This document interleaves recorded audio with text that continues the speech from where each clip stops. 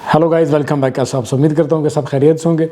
दोस्तों, आज की वीडियो हम चेक रिपब्लिक के हवाले से बनाने जा रहे हैं। बहुत से इस वक्त भाई हमारे साथ राब्ते में हैं जो चेक रिपब्लिक के डॉक्यूमेंट्स हमारे साथ डेली की बेसिस पे चेक करवा रहे हैं। और इस वक्त चेक रिपब्लिक के डॉक्यूमेंट्स इसलिए भी ज़्यादा आ रहे हैं हमारे पास क्योंकि चेक रिपब्लिक के अपॉइंटमेंट्स मिलना स्टार्ट हो गए हैं गल्फ़ कंट्रीज़ से। बहुत से गल्फ़ के ऐसे कंट्रीज़ हैं जहाँ से चेक रिपब्लिक की अपॉइंटमेंट्स थोड़ी जल्दी मिल रही हैं। तो इसलिए अब जो कंसल्टेंट्स हैं उनकी कोशिश ये होती है कि वो उसी कंट्री की तरफ फोकस करें जहाँ से अपॉइंटमेंट्स ईजिली मिलती हैं। तो चेक रिपब्लिक का इस वक्त बहुत तेज़ी के साथ रुझान बढ़ रहा है, स्पेशली गल्फ़ कंट्रीज़ के अंदर। तो चेक रिपब्लिक के डॉक्यूमेंट्स जो हमारे पास चेक होने के लिए आते हैं उनमें स्पेशली कौन कौन सी मिस्टेक्स होती हैं। अगर आप भी चेक रिपब्लिक काम करने के लिए आना चाहते हो और आपने वर्क परमिट किसी कंसल्टेंट या किसी एजेंट से हासिल किया है तो आप लोगों को किन चीज़ों को मद्देनज़र रखना होगा और कैसे आप चेक कर सकते हैं कि आपका वर्क परमिट ओरिजिनल है या वो फेक है। तो गाइस, सबसे पहले जो आपने अपने माइंड में बात रखनी है वो ये कि चेक रिपब्लिक के अंदर जितनी भी कंपनीज़ हैं,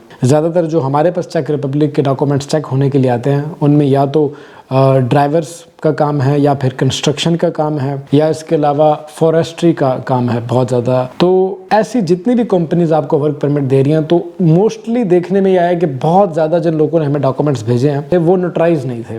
तो आपको ये मैं बताता चलूँ कि चेक रिपब्लिक के जो डॉक्यूमेंट्स आते हैं आपके पास, आपका वर्क परमिट और आपका हाउस कॉन्ट्रैक्ट या एकोमोडेशन कॉन्ट्रैक्ट, ये दोनों चेक गवर्नमेंट से नोटराइज होकर आते हैं। ये दोनों डॉक्यूमेंट्स, अगर ये डॉक्यूमेंट्स नोटराइज होकर ना आए तो फिर उस डॉक्यूमेंट्स की बेस पे आपके वीज़ा नहीं अप्रूव होता। अगर आपको चेक रिपब्लिक का वर्क वीज़ा चाहिए तो आपका चेक रिपब्लिक से वर्क परमिट और आपका एकोमोडेशन कॉन्ट्रैक्ट या एकोमोडेशन प्रूफ वो नोटराइज होकर आना चाहिए आपके पास, जो कि नहीं आ रहा बदकिस्मती से। जो एजेंट हजरात हैं या जो कंसल्टेंट्स हैं, लोगों को वैसे ख़ुद भी नहीं पता होता और बहुत ज़्यादा कंसल्टेंट्स भी इसमें लोगों की हेल्प नहीं करते प्रॉपर तरीके से जैसा कि हेल्प करनी चाहिए। तो ये इस चीज़ का आपने गौर करना होगा। दूसरी जो बड़ी मिस्टेक हो रही है डॉक्यूमेंट्स के अंदर वो ये हो रही है कि आप लोगों के जो डॉक्यूमेंट्स आ रहे हैं वो या तो 6 महीने के हैं या 8 महीने का वर्क कॉन्ट्रैक्ट है या मैक्सिमम 1 साल का।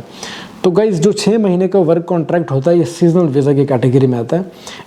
सीजनल वीज़ा की कैटेगरी के अंदर अगर आप गल्फ़ कंट्री से वीज़ा अप्लाई करोगे तो इतनी अच्छी वीज़ा रेशो नहीं है, आपका वीज़ा रिजेक्ट हो जाएगा। चेक रिपब्लिक का जो वर्क वीज़ा है वो कम से कम आपका 2 साल का होना चाहिए ताकि आपका उसके ऊपर वर्क वीज़ा अप्रूव हो। चेक रिपब्लिक के अंदर बहुत ज़्यादा जो लोग काम करने के लिए आ रहे हैं वो मेजॉरिटी ऑफ लोग प्राग में आ रहे हैं काम करने के लिए। तो एक मिस्टेक ये भी होती है लोगों के डॉक्यूमेंट्स में कि आपकी कंपनी जो आपको जॉब प्रोवाइड करती है वो प्राग में होती है और आपकी जो एकोमोडेशन प्रूफ होता है वो किसी दूसरी सिटी का लगा रखा होता है उन्होंने। तो ये भी एक बड़ी मिस्टेक है। आपने ये चीज़ भी चेक करनी है कि आपका जो एकोमोडेशन कॉन्ट्रैक्ट है और आपकी जो वर्किंग प्लेस कॉन्ट्रैक्ट पे मेंशन है प्री वर्क कॉन्ट्रैक्ट के ऊपर, दोनों के अंदर ज़्यादा फासला नहीं होना चाहिए, यानी कि एक शहर होना ही चाहिए। ये नहीं कि प्राग के अंदर आपका वर्किंग प्लेस और आपकी जो एकोमोडेशन है वो किसी दूर दराज के बॉर्डर एरिया में है, तो फिर आपका वर्क परमिट रिजेक्ट हो सकता है क्योंकि वीज़ा ऑफिसर इस चीज़ पे एतराज़ उठा सकता है कि आपकी जो वर्किंग प्लेस है वो आपकी एकोमोडेशन से बहुत दूर है, तो आप डेली कैसे आओगे जाओगे वहाँ तक।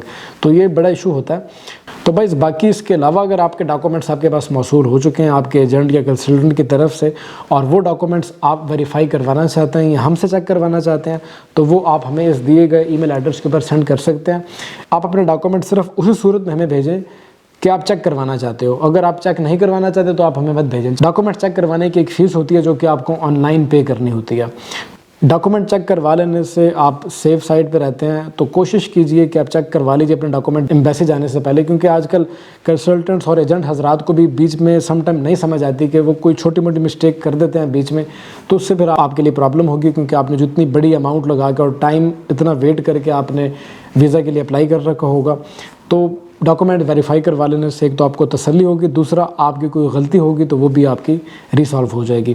बाकी वीडियो देखने का बहुत बहुत शुक्रिया। कोई भी क्वेश्चन या कोई क्वारी हो तो आप कमेंट सेक्शन में इंस्टाग्राम टिकटॉक पर आप हमसे पूछ सकते हैं। और अगर आप मेरे साथ 1-to-1 कॉल बात करना चाहते हो तो इस दिए गए ईमेल एड्रेस के ऊपर आपको अपॉइंटमेंट बुक करनी होगी और मैं खुद कॉल करूँगा आपको। इसी के साथ अब ज़ीशान आसिम को दीजिएगा इजाज़त। मिलते हैं इसी तरीके की अगले वीडियो में, तब तक के लिए टेक केयर, अल्लाह हाफिज़।